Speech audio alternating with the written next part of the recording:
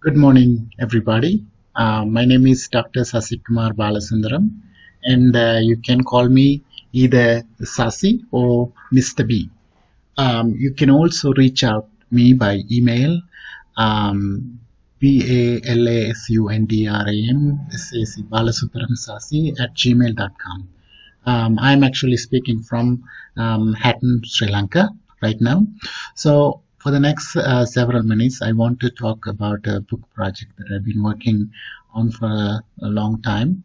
Um, so this will not be all about the book, but I think maybe one aspect of the book. So the what I will be talking about is like how economics, economy, or economic system influences religious rituals and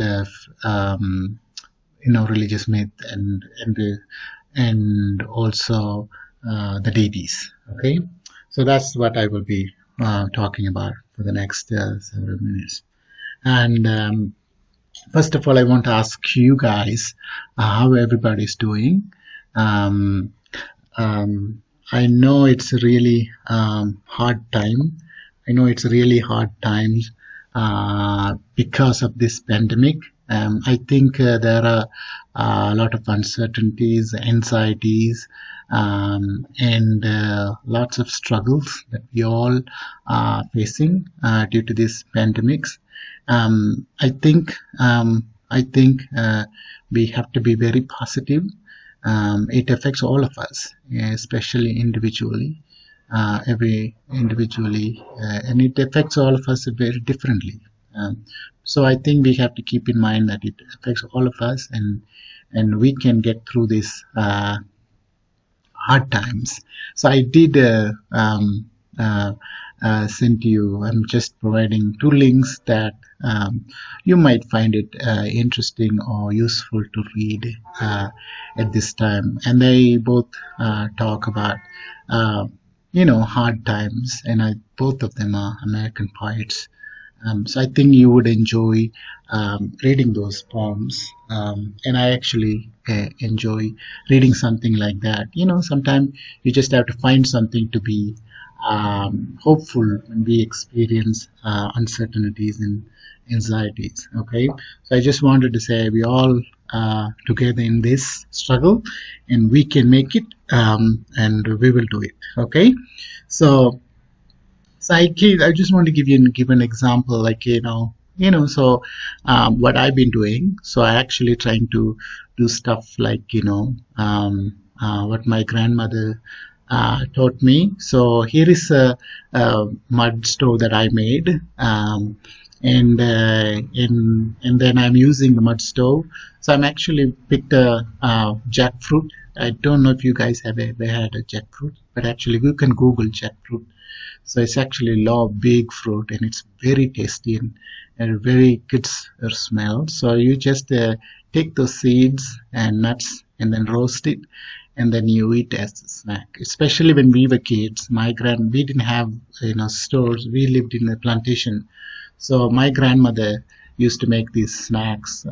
It's like roasted nuts, or sometimes they make chips out of it, and it's actually tasty, very tasty. And so I made this, and also I'm just in this you can see here making tea and the nuts, roasting the nuts.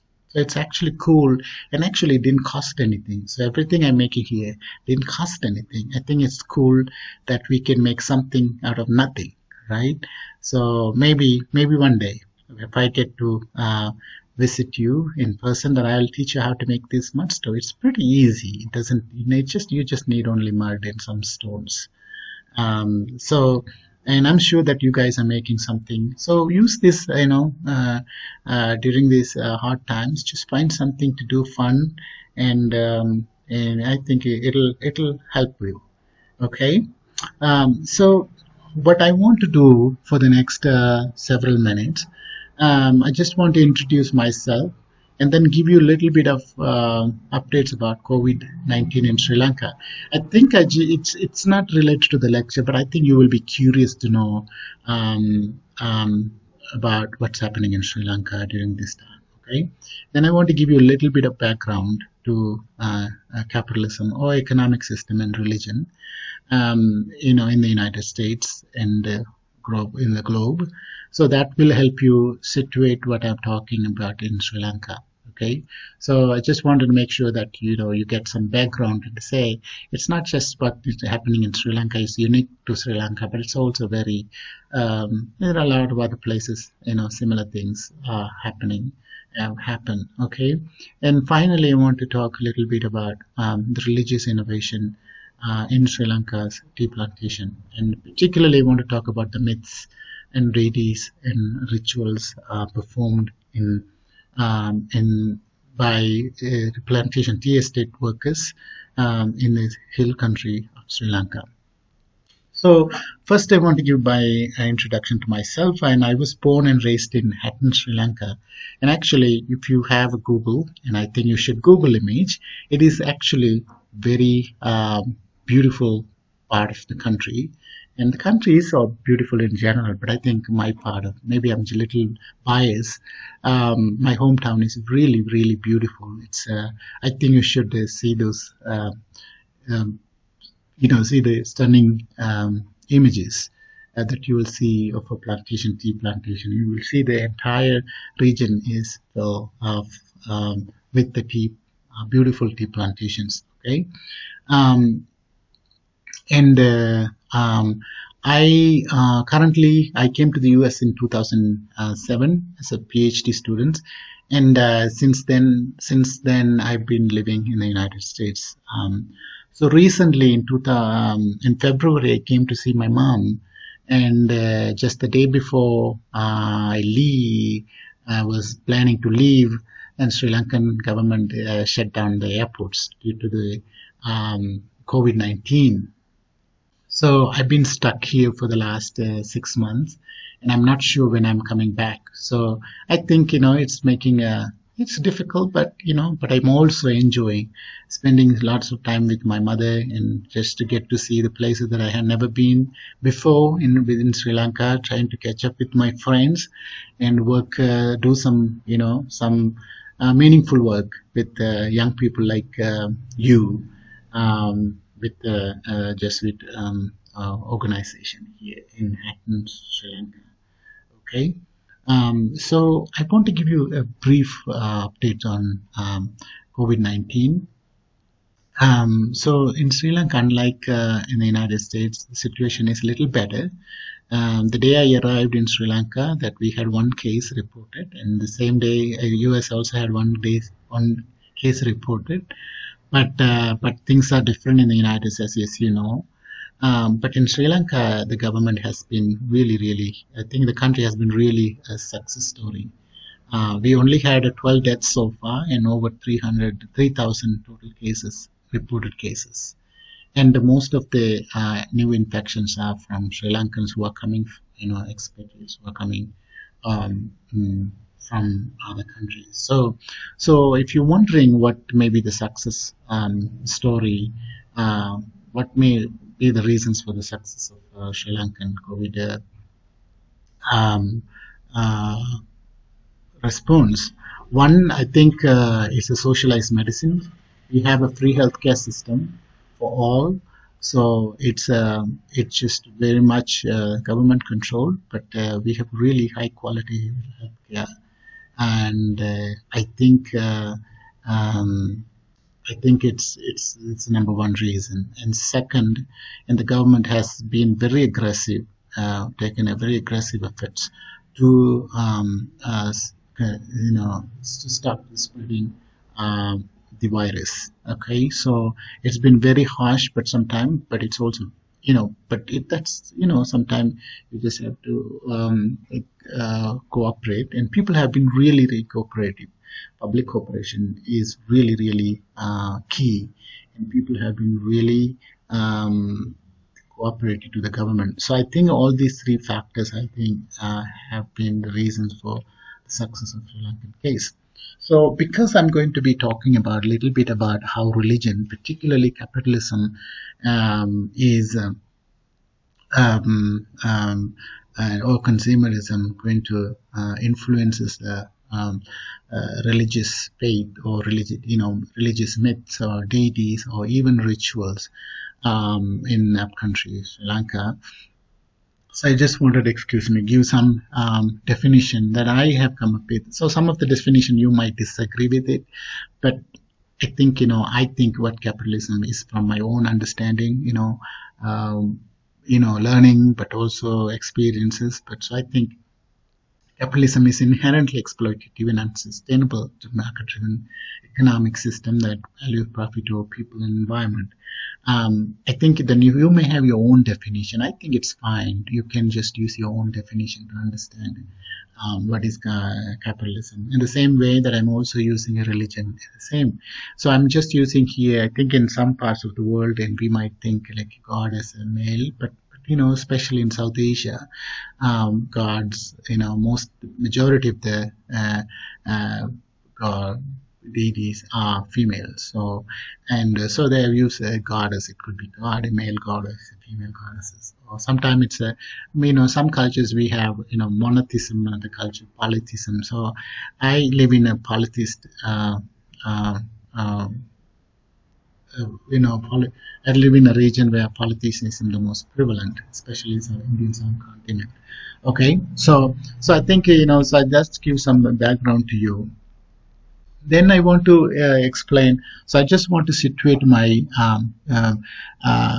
give you some theoretical theoretical background, or maybe a framework for you to understand the plantation and how in economy influences the religious myth, deities, or influence rituals.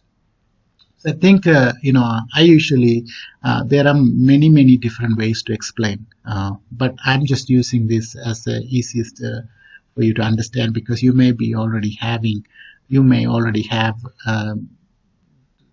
may be familiar with this model, or maybe you will talk about this in this class in coming weeks.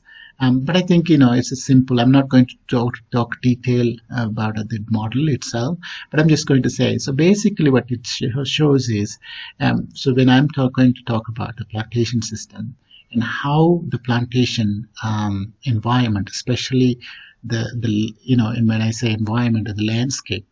You will see, the landscape that you may have seen in the Google images in Hatton, when you did Hatton, Sri Lanka.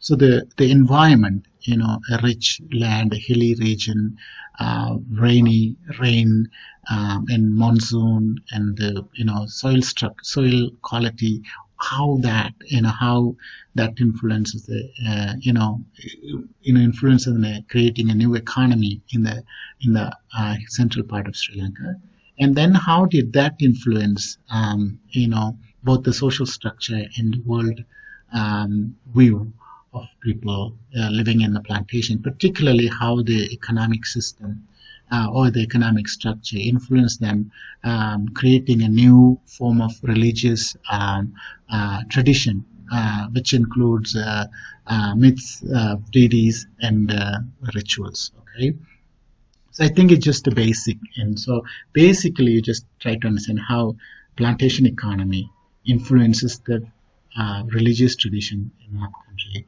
of Sri Lanka.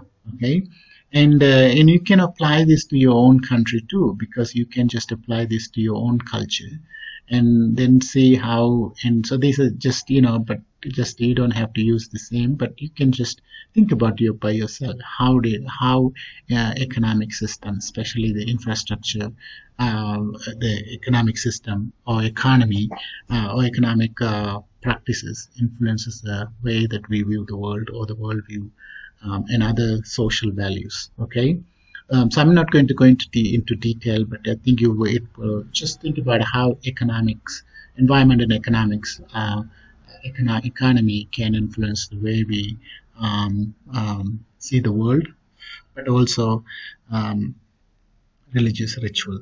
So I just want you to give you, because when I'm going to be talking about Sri Lankan upcountry Tamils, and I think it may not be a little bit confusing because you may not have a lot of context about this small group of people. So, but I just want to give you a few examples, and because I don't want you to think that and this is the only economy influencing the faith and rituals and deities. It's very unique to the plantation. No, I think it's everywhere. No matter what religion we worship, but economics economy influences the way the so many religious practices. And there are enough evidence. I can go give hundreds of examples, but I'm not going to do that. But I'm just going to give you a couple of examples, especially three examples, and say how economy and influences religious rituals in the United States. Let's think about first in churches. Every year, um, you know, uh, over 200 to 300 churches are being closed down, primarily due to financial situation, because lots of churches are struggling, and so they, because of to maintain the buildings and paying bills and so on and so forth. So what is happening is, so the small churches are closing down. The churches are being closed down, and at the same time, you will also see mega churches are booming. There are a lot of mega churches with a large number of people, and I think it just reflects on the economy. For example, think about like when large big corporation came into our communities, like Walmart or Target or Amazon, or came into our communities. What happened was small businesses disappeared because those people who couldn't compete with the big businesses, they disappeared, but the small business started dominating. So the same thing happening in terms of the booming of mega churches. Some churches you may hear, they are huge, huge churches in big cities. So I think it's also like you will see like rural economies in decline, but urban economies in improving. So I think so those are reflecting in the those economics are reflect those church. It's a reflection. The church being closed down, it's just a reflection of what is the economy of our country. Okay. Another example is the televangelism. I think televangelism, if you think about an average American watch 30 to 40 hours of TV daily. So not daily, but weekly. So that's a lot of time, almost like working hours. So lots of TV watching. So with the TV, with the popularity of TV, and televangelism become a new marketplace for churches. So that is also like a lot of new churches are televangelist churches are booming, because that is because it's like a cost cutting mechanism, because maintaining the building. So new economy has emerged. If you think about, so there is and also like lots of churches are using apps. Each church is trying to develop an app to interact with their own members. So these are really a reflection of changing economics. For example, think about like Uber. Uber is the largest transportation company in the United States, but it doesn't own any vehicles. Okay, but Facebook is the largest marketplace. It doesn't produce anything. It doesn't have any product. We are the product. Our emotions, like our likes and our anger, our smiley faces, emotions are their product. So they don't own anything. Okay. In the same way, Airbnb. Airbnb is the largest hospitality industry in the United States and outside of the world. But they don't own any hotels. They're not like a Hilton or anything. They don't have physically own anything. The same concept is emerging in religion too, because they're actually trying to televangelism. Is actually they don't have to have a structure. They don't have to maintain. They don't actually own a church. But at the same time, thousands of people are participating through watching TV. And I know a number of, especially our aging population, because people are increasingly, aging population is increasing in the United States. So people are, instead of going to churches for various reasons, actually what they do is they worship in front of the TV. So the televangelism is booming, and you can just, find out more about, if you just want to, if you're really curious, you will be able to find out that. And then a third example I want to give is, like, maybe 100 years ago, maybe 80 years ago, if you ask your great grandparents, they would say, when they think about Christmas, the core of Christmas was the birth of Christ. So the birth of Christ was the primary ritual people performed, and everything was about, birth of Christ, singing hymns and giving handmade gifts and homemade cookies, and everything was about celebrating birth of Christ. But I think now, if I ask you what is Christmas, and I think only few things come into your minds, even my mind. So it's just in our minds, let's say. First, it will be Christmas tree, right? At a Christmas tree decoration. Second, it will be shopping. Third, it will be malls. It will be discounts. It will be in gifts. So these are the five things that will come in our minds. So, and also holidays, maybe another thing, holiday. So, holiday gifts, shopping malls, and Christmas tree are the things that come into our mind. So they actually, if you really think about it, so you can see the Christmas, used to be in a sacred ritual around the birth of Christ. But now when we think about Christmas, actually that's not even in our imagination. So all these secular things have become a sacred ritual. So the secular things have become as, sacred rituals in our time. So these all apart, these are just few three examples to give you how economics or economy influences the religious rituals in the United States. So this will give you an understanding. So it's not very, it's the same, but it's very similar in how economic system may influence rituals in the among the tea estate workers in Sri Lanka. Okay. I hope you guys are still with me. I know it's audio is a little it's just different, right? Being in a class and being watching a audio video. But I think we're almost halfway through. Okay. So I just want to talk about, when I say upcountry, upcountry is referred to the central part of Sri Lanka,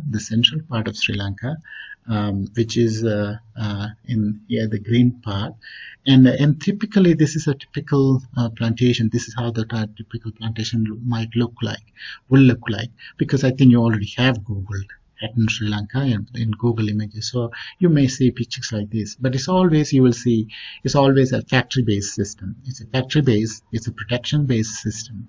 So, and this all tea estate, it's all tea, and you will see everything is green is tea. And then you will see it's often, and the landscape is all hills, and this big building is the tea factory, and the small buildings are all workers living. These all established during the colonial time, and this is what this is a typical representation of the work women do, people do in Sri Lanka. But typically in Sri Lanka, the Sri Lankan economy is actually mostly dominated by female workers. So the most three sector, the Sri Lankan government brings revenue into three different sectors. One is the garment industry, which is dominated, 90% women, and then the tea industry, that almost 80% women, and then remittance, almost 90% women work. So it's a whole thing. Sri Lanka is actually in Sri Lanka, women are the one running the country. Okay. Men just do the petty, small things. And I think you will see that even in the rituals in the deities, you will see women play dominant role, and men they subordinated role. And the deities also that do the same thing. You can see that reflection in the way that they organize their deities. Okay. So just giving, so this is actually the picture of my sister. This is the sister, my village my sister lives. Her house is somewhere below this. You can see because I took it from the top of the hill. So it's just below this hill is my sister's house. Um, so here in you'll see capitalism. So what I want to say about how did the capitalist plantation system was started. So first in Sri Lanka was colonized by so many people, but in 1800 the British colonized the entire Sri Lanka, and especially they captured the central part of Sri Lanka, the last kingdom.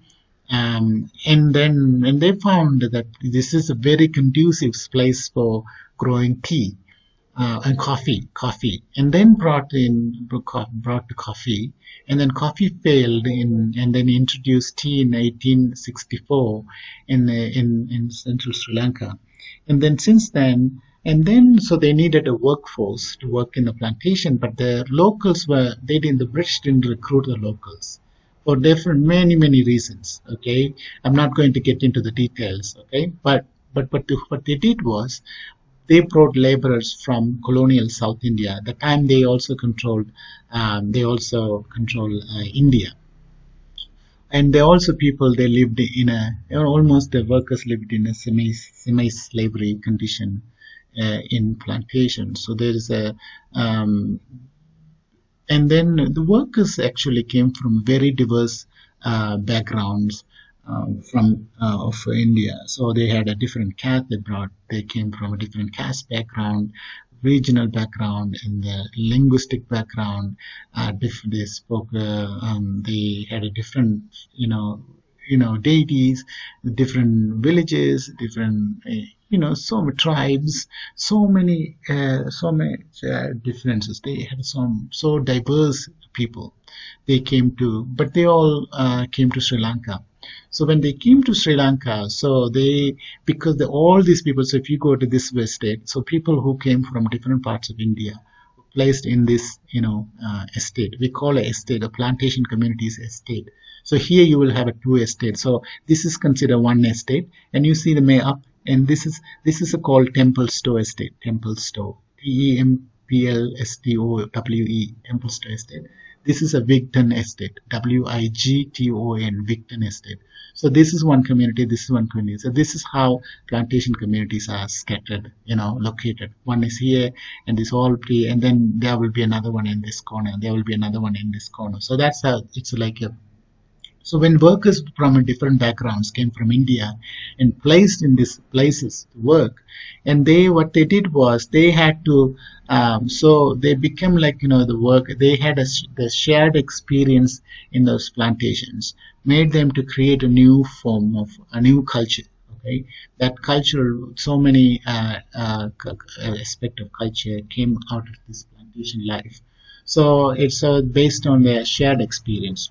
So that's not very common. That's not very unusual in Sri Lanka. But if you think about, the Yoruba culture, Santeria culture, or the Gola culture in South Carolina, or Voodoo culture, religion in the Caribbean, all these, different faith or maybe different religious tradition or different cultural traditions came this way. So when people were uprooted from one place and placed in another place, they forgot their all previous differences or identity differences, and then they created a new identity as one single community. So I think that's how the upcountry workers created a new religious tradition in Sri Lanka. So the new tradition includes myths, the myths of religion, origin myth of the religion, but also the deities. I think in most religion, its origin myth is key, but also the deities are also. I don't know if I'm saying right deities. I'm Sri Lankan. I might say differently deities. Okay. And the rituals are also different. But these rituals and deities and myths are very different from the one they brought from India when they came as intended servants. So the most interesting part, I think I'll talk maybe briefly later in the presentation, that the changing economics, it's not just a static.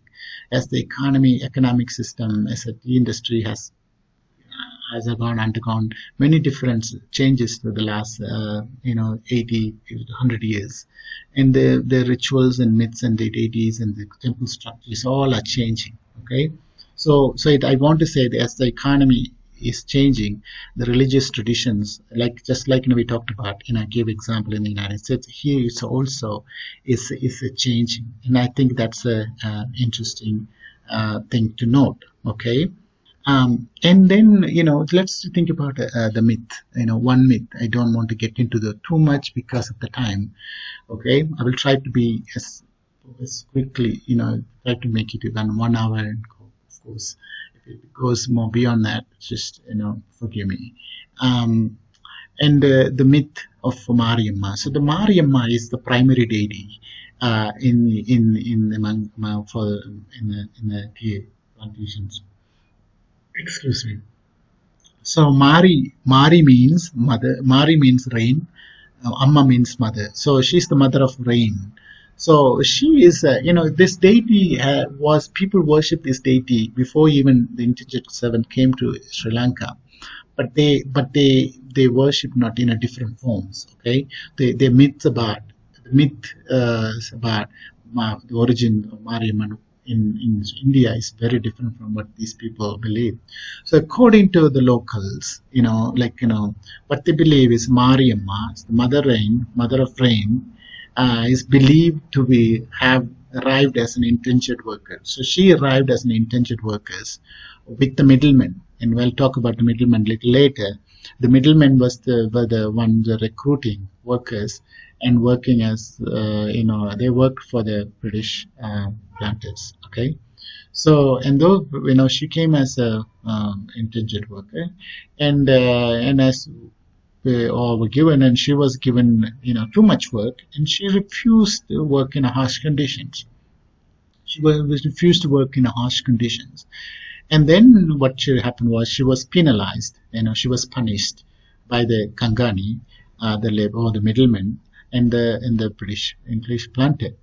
So and then she cursed the English planter with the smallpox. So because she cursed and he got smallpox, because in India, with the people who brought this tradition, and she was the one. She's the goddess who spreads and also who cures the smallpox. So and they believe she cursed the planter with the smallpox. So after the planter realized that that Mariamma was not an ordinary woman, she's an extraordinary woman, and he thought she may be she may be a god, the goddess who came to save the save the people. So the planter erected a temple in the middle of a plantation. So since then, she stayed in the community forever as a deity. So literally speaking, an indentured worker became a primary deity in a plantation, in tea plantations in Sri Lanka. But I think it's also important in South Asian tradition, especially in South India, and including in Sri Lanka, people who resisted, people who did people who did miracles, or people who exhibited extraordinary powers, they became deities. Okay, so that's not normal to this deity, but it's a tradition in this part of the world. Okay, if you think about, and another interesting story I put here, Munnadiyan is the husband. So if you go to the Mariamma's temple, the mother of rains, goddess of rains temple, you will see a small statue, like with a bare body, or just a stone, literally a stone, outside sitting. So if you ask the people, and they would say, this is a Munnadi and her husband. So the story is interesting, and they will say, they say that because the reason she's inside but he's outside. She's inside the temple with the door locked. Okay, nice building, but he's outside of the temple. Just right, just in front of the entrance. So so, what he did was, so the people say one day, the reason he's outside because one day the husband went to the store, and he came too late. I think he came around midnight, and she was with her children alone. And so she got really mad and she kicked him out of the house and locked the door. Okay, and these are also this is also really an interesting fact because these are typical examples, typically what women do. So you can see what the reality, what women do, like when the husband come late and they just pretend to sleep. The way what they resist is not just fight; they just don't open the door. And in the morning they say, "Oh, why are you knocking the door? Oh, I was asleep." So that's a kind of a new way of resistance. And so but what I wanted to say is, if it is in this maze, what you see is, you will see work, exploitation and resistance. These all are really, really an important elements of capitalist economic system. Work is really important. Exploitation, as I explained in the definition, exploitation is a core of a capitalist economy, but also work is always resisted in different ways. Okay, so this all reflects in these myths, but also here, and also it shows that women is an agency, but within that, and how women in the local, what is happening typically, what women do, because the women are also typically they work more. I will talk about it in later. They bring more money and they're more powerful, so they use they do express their agency in different ways. So I think that her husband's story is also an important. And then you see the deities. Then so I talked about the myths, and I'm just giving one simple, quick. Uh, I'm not going to discuss in detail because we don't have a lot of time, right? So then, second, I want to talk about a little bit of the deities. The deities, they're all production-based deities, and reflects the plantation economy. For example, if you put the plantation deities in a hierarchical order, and the mother or the amma that we talked about, and the she's the supreme goddess of the village or the estate, right? And there are a lot of subordinate gods. So the mother god is the supreme god, and then our subordinate, the male gods are subordinate gods.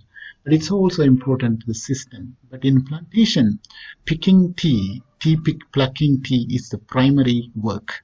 Okay, and because women work longer and they get paid lesser, but still, which is also a capitalist system. Women don't treat women equal. Equal work for equal wage for equal work. So they work more, get paid less. but but they bring more money because they have a regular work, because tea is an industry that you have to pick every 7 days, or sometime every 5 days you have to pick. So women constantly have work and they bring more money than men. What men do is, like, men do petty jobs, like pruning, working in the factory and spraying chemical and cutting weeds, and also digging, maintaining the roads, all kinds of petty things that helps to maintain the plantation system. So the primary is the god, but she's also the goddess of rain. So in plantation system, why rain is important? So I think you need to understand the scientific aspect of tea. Tea grows only, tea requires rain throughout the year. If the tea rain fails, no tea. Okay, so the rain is the primary. So the people really need, if they really want to have a stable jobs, they want to, they want, so they have to have rain. So they all their rituals are is about. So the rain goddess, rain is so important. So they worship the rain goddess. But and then also and the rain goddess, rain will increase the yield, and rain will increase the yield of the tea. So and so those two are the key. So that's our mother goddess. So also goddess of rain and a goddess of tea. But at the same time, so that they are because think about the plantation. What is most important in the plantation system, plantation economy, is the tea. The tea as an output, okay, product. This is as a commodity. So it's all. So it's the highest. It's the tea is the highly valued commodity. But rest of the things happen. Everything in work it happens around that commodity. Okay, so when the tea is plucked, and then the tea comes to the factory. The tea comes to the factory. So going back to this plantation, so typically this is at the plantation, the factory. And traditionally there were no transportation. So what people did was, so they would they used to have a cables from the hills. They used to have a hills, the cables. So the people who operated the cables used cable god. So what the worship was about, the people who worshiped the cable that brought the tea from the hills to the factory, they wanted to make sure that the cable system works. Because if the cable system doesn't function, the tea doesn't go to the factory. If the tea doesn't go to the factory, the tea goes, the tender leaves goes, get rotten. So they would make sure, because if the tea leaves get rotten, that will affect the function of the flow of the factory, okay, the production. So they would worship, and for the well-being of the tea. Actually, it's all about well-being of the commodity. So because the commodity is what determines their livelihood. Okay, and then when it go to the commodity, and then the factory goes. When the factory goes, the people who work in the factory will make sure that factory that they worship the factory god, or the wheel god, or Rodamoni, and they will worship that to make sure that the product, the factory function properly to make the final product. Okay. So that's one, and then you will see there are also, so that's the product, and then but also these are the main thing. So the tea is picked and then comes to come by the cable, in excuse me, to the factory. So the final, so the everything is about the product, worship's all about the product. But at the same time there are also other elements, because you can't just run a plantation without doing other stuff. There are so many other petty jobs, including weeding, right, chemical spraying, chemical pruning and shearing.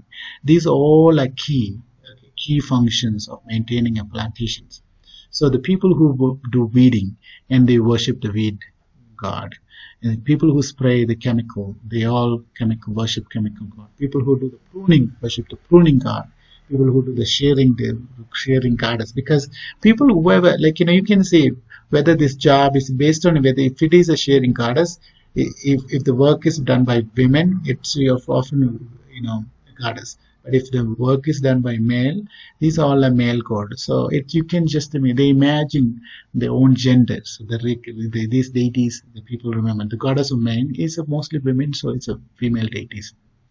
So all other gods are like, male gods. So but they play a subordinate role. But everything is around them, you know. But the primary supreme goddess is the supreme goddess.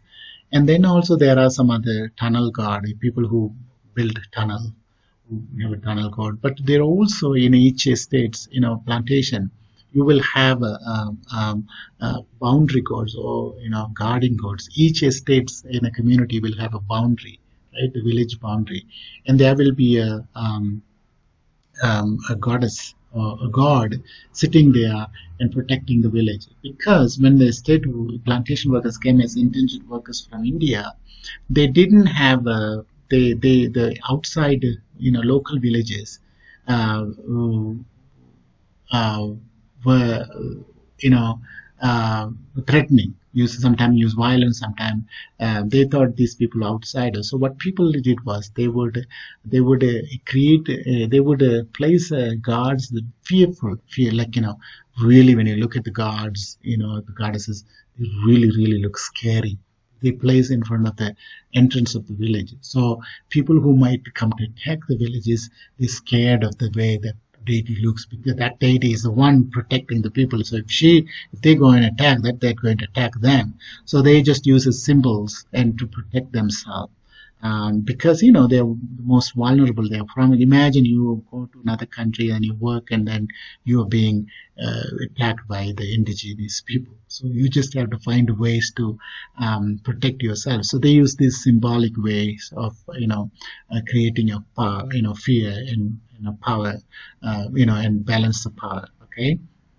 So that is what the boundary guards. So so if you look at this, this I say that reflects the plantation economy.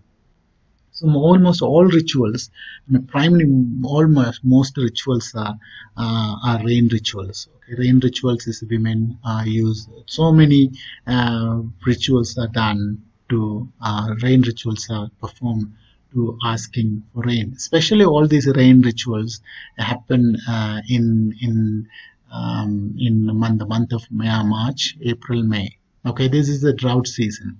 So what people do is the belief is that she is the goddess of rain. So so the belief is her body temperature. The climate is a reflection of her body temperature. Okay, so if because it's too hot, they're too hot because the goddess is too hot. Okay, because she's also the goddess of hot and cold. And so what they do is, so what women are doing, and you look at the wearing mask. I think because it's government COVID guidelines. They're following the COVID guidelines even in worshipping. So what is happening is she's pouring water in just trying to cool down her. So when she cools down, and there will be rain. So usually the celebrations start in the month of March. The drought starts January till goes till April, but the celebration starts in April and May. By June you'll have monsoon. So then people believe that she is the god has answered their prayers. Okay, so people who struggle those months, because when there's no rain, no income, no work. People without there is no rain, no work, no income. Because remember, these people are working daily wages, daily wage. They work 10 hours for $2. Okay, and then if so, it's important. So if they just don't have a daily wage, people don't have a job and they can't eat.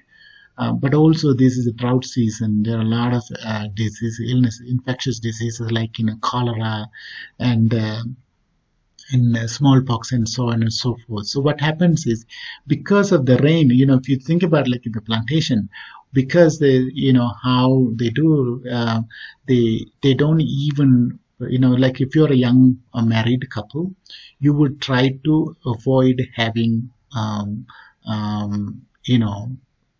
you know, sexual, um, relationship in the month of, in the month of um, uh, June, July, August. So because if you conceive those months, and you will potentially have the children in the drought season. So if your children are born in the drought season, no job, no work, no money, no food, but also there are a lot of illnesses. So the child survival rate of the children are very low. So because of that, women try to, what they do is, especially newly married couple, they just go home to go and stay with their parents for a couple of months, just to avoid in sexual relations with their husbands, so that they don't have to have babies in those drought months. So you can think about everything is around the rain. So the rain is a very important part for not just for the tea production, but also for their the the livelihood and their health and well-being. Okay. And then another ritual is worshipping goddess of tea is another ritual. I'm going to give just two, three examples. I'm almost done. Okay. So worshipping goddess of tea. So the tea, if you look at this picture, this woman she's tea estate worker. She's worshipping the tea leaves. But she's asking her to increase the productivity. She's asking for no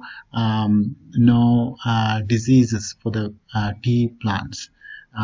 She's actually worshiping the gods to protect the tea leaves, because the tea leaves, actually the commodity, the tea is, excuse me, is what determines their well-being or like living standard in the country. Okay, so they worship for they're not worshiping actually for themselves. Typically we worship for ourselves, but they're worshiping for the well-being of the product. So because the product will, they're so dependent on the product. um, so it's a how very much it's a capitalist way of doing, because the product is actually what determines what we our livelihoods. And so every morning when these workers go, what they will do is they will pick the first bunch of, maybe a handful of green tender leaves, and they will sing and say, rise, rise, rise, rise. Means like, oh, just God asking, oh, it's just like, in Christianity and say, hallelujah, hallelujah, hosanna, or something like, using certain words to praise the God. And then it's like, in Islam they say Allahu Akbar or something, just praising, God to ask for. So these people will ask in the folk ways and say rise, rise, rise, and asking. So what they're asking is, when they pick their temple, they use the basket, the tea basket. The basket should fill when the basket is full, and they have full pay, because you are required to take 15 to 20 kilogram tea per day. So only if you pick, because it's a daily wage job, if you only pick that target, you get 1 day pay. If you don't meet the target, like in a 15, so it's equal to 40 to 50 pounds. If you don't pick 40 to 50 pounds, and then if you don't meet the goal, and you may get paid only half a day salary. So that's the, so say you could, if you picked a target within 10 hours, you could get full day. If you couldn't, you could get a half a day salary, literally a $2, $1 a day, if you didn't meet the goal. So it's like so key for these people to, for their survival. So they just ask the goddess to, produce more. And also the more the pig, and it ensures their, uh, the income linked to their well-being. So even though they're asking goddess to increase the tea yield, but they're literally what they're asking the tea goddess to give them the better life. Okay. So it's a tea and wage and work and the income level. Tea provides the increasing of tea in the increasing yield, or maybe meeting the target will make, guarantees their wage and work, and then an income, and that will ensure their well-being. So you can see how worshipping the commodity is not just um, for the people, but actually they're worshiping the commodity, but actually they're worshiping for their survival. And then another ritual, the third, maybe and final example, is a pruning worship. Pruning worship rituals. So pruning God, it's called Kavati Sami. Kavati means pruning. Sami means God. Kavati Sami, or pruning God. So what they're doing is, so you can see what the men are doing. They're actually pruning. Tea is actually a tree, but they keep cutting just like this, every 5 years, so it remains a bush. So what they're doing is, otherwise it'll grow tall, and then women can't pick those leaves. So what is happening is they're cutting. So every morning, people who work in the um, um, uh, what do you call the pruning, they would have a target. They have to cut 150 to 200 trees pruned. They have to one person. So like this is will be one tree, right? This will be one tree. So they have to cut at least 200 with very sharp knives. So it's actually very tiring. It's very tiring. It's a hilly place. It's very dangerous. Very very dangerous job. People lose their hands. People sometimes they chop their fingers. It's very highly dangerous job. It looks like it's simple, but actually it's very dangerous because when they work in the hillside, hilly regions, and there are a lot of occupational injuries. So what these people every morning they worship the pruning god.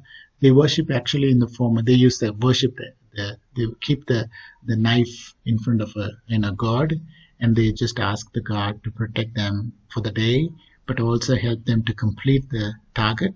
And then so because that in guarantees the um, um, wage, but also they ask them goddess to protect from any occupational injury and overall to protect the well-being. So it's literally they're asking for the gods to protect them from a dangerous danger. Okay, and that if you look at every ritual you will see it's all about occupational injury. It's all about a wage. It's all about the target, which are like the key elements in uh, in capitalism. Okay,